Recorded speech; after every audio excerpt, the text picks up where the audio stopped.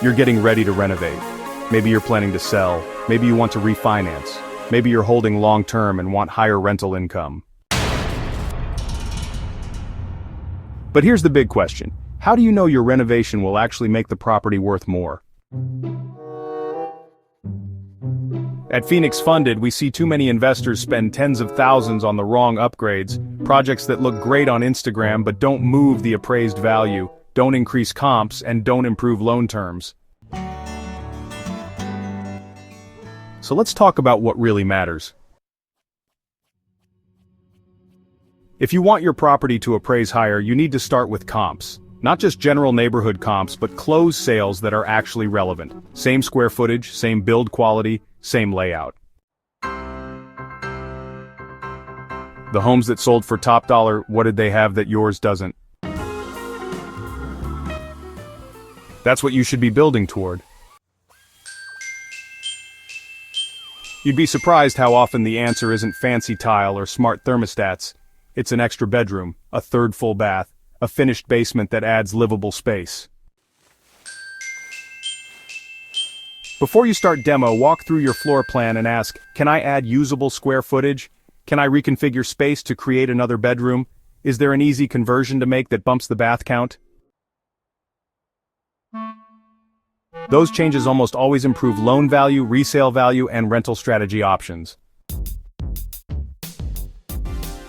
Now, if you're doing a live-in renovation, planning to hold for a year or two before refinancing, your decisions have to be even sharper. Because it's not just about return on investment, it's about getting the appraisal to reflect the true after-renovation value and making sure your financing strategy lines up with how the market values those upgrades.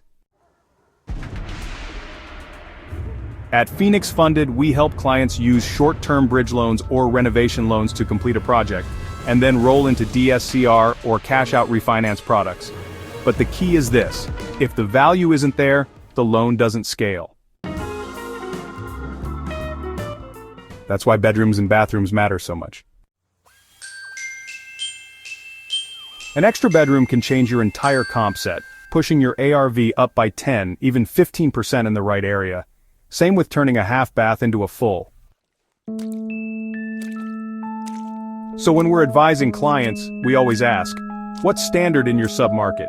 If everyone around you has LVP floors and granite counters, that's not an upgrade, that's a requirement. But if no one has vaulted ceilings or solar panels, those might not matter to the appraiser, even if they cost you $30,000.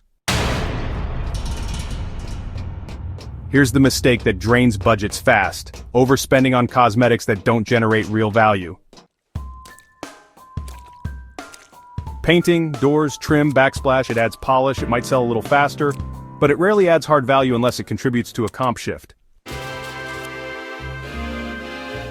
If you really want to get strategic, here's the move: find a recent appraisal for a similar home in your area. Look at the adjustments the appraiser made, not just what they noted, but what they priced in. Did they give extra value to a finished basement? Did a 2-car garage get a $10,000 bump? Did outdoor living space get nothing? That tells you how to prioritize. Because if your upgrades don't show up in those adjustment lines, you're not getting credit for them in the eyes of a lender or buyer. Renovate with comps in mind, renovate with financing in mind, and renovate with exit strategy in mind. That's how real investors build value, not just sweat equity, but loan-worthy equity. And if you're planning to fund your project or refi after it's done, give us a call. At Phoenix Funded, we finance renovations that make sense, and we back it up with creative capital options that are tied to real-world exit value, not assumptions. Call 305-439-5911 or email apply@phoenixfunded.com. We'll look at the comps, we'll underwrite the plan, and we'll help you avoid wasting money on upgrades that don't pay off.